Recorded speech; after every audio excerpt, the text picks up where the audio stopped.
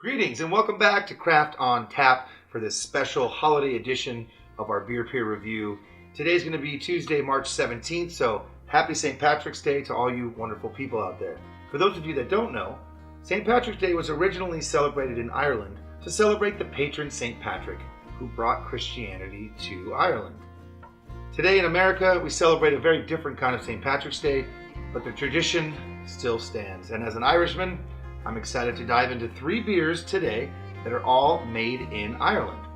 First up on the docket, we have a Magners Irish Cider, which has been brewed in Ireland since 1935. And this bad boy apparently has 17 different blends of apples going on, so I'm excited to try their unique and exciting blend.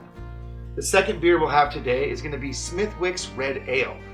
They've been brewing for over 300 years and currently are owned by the Guinness Brewing Company.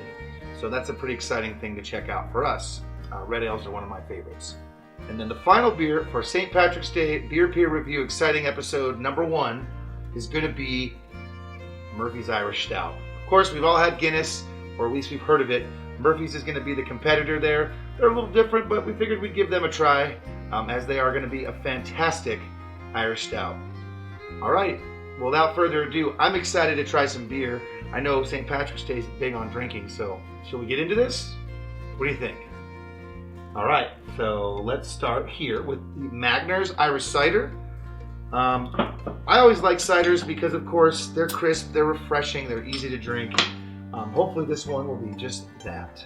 All right, there we go. Let's catch a pour on the Magners. Oh, wow. That is beautiful. A lot of effervescence. It comes out almost, it looks like rosé. It looks like champagne to me. It has a nice, almost red hue to it. Of course, I can smell at least 13 different blends of apples in there. But I mean, I'm no apple expert or anything.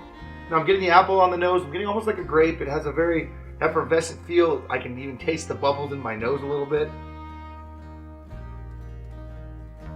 Wow, that's just fantastically crisp, refreshing. Just what you'd expect from an awesome cider. This one is no different. And honestly, fairly unique to some of the ciders I've had. I just love that little pinkish hue that it has. Yeah, I mean, it's really smooth up front. The sweetness kind of lingers a little bit, but a lot of effervescence on the tip of my tongue, and then it kind of subsides. But as far as a cider goes, this is a very tasty cider. Personally, I just really love that sort of pink hue that it has there. All right, well, without further ado, moving on to another Irish beer to celebrate Ireland on this day of St. Patrick's. We're going to get into the Smithwick's Red Ale. And I personally just love these red ales. I'm a big fan of Irish Reds. Wow. And as you can see right off the bat with this, you're going to get that dark amber color. I'm also a huge fan of all the smells you get off of a red. The malted barley, the hops, the wheat, of course. This particular beer has a 300-year history, and I can taste the history in there. I can taste that roasted barley.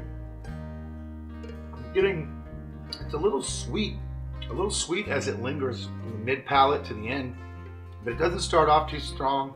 It lingers only very barely, and what lingers is very tasty. Hopefully we'll have the luck of the Irish this year and get yourself a nice red. All right, well, with that being said, we're going to move on to the darkest beer on the docket, and of course, we've all heard about a stout beer. This is going to be one of those cool draft style cans. I love the Murphys. I love the colors. I'm a huge fan. So let's get in there and look what you got to get crunk on this. Look at that thick, creamy, milk chocolatey, beautiful. I mean, it is just full of fun and flavor right there as it just rushes. I'm going to say it smells like milk chocolate. I'm absolutely loving that pale malt flavor, that milk chocolate scent. But I'm getting also the roasted barley in there. Now for me, this is kind of like a meal when you drink a nice stout. It's got all the things that you could ever think of for just filling up your belly with wonderful goodness. But I'm assuming these guys have been making this beer in Cork, Ireland since they started in 1856. I don't see why they'd ever change their recipe. I mean, wow. It's subtly sweet, it's creamy, it's thick. I mean, it's like a milkshake.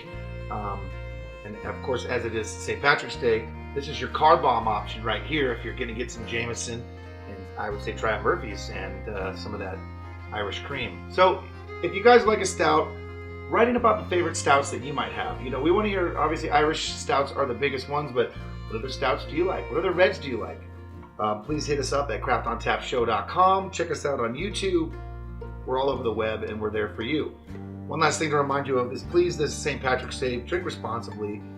Call a car, get a friend to take you home. Don't drink and drive, of course. And let's be here to celebrate next St. Patrick's Day. So thanks for joining us for the St. Patrick's Day 2020 celebration here at Craft on Tap. Please check us out every Tuesday and Friday when we have new content dropping on the web. And in the meantime, I hope you have the luck of the Irish and you kiss the Blarney Stone and you find the gold at the end of the rainbow. I don't know if that was Irish or not, but I'm Irish enough to do that. We're out of here, guys. Peace out.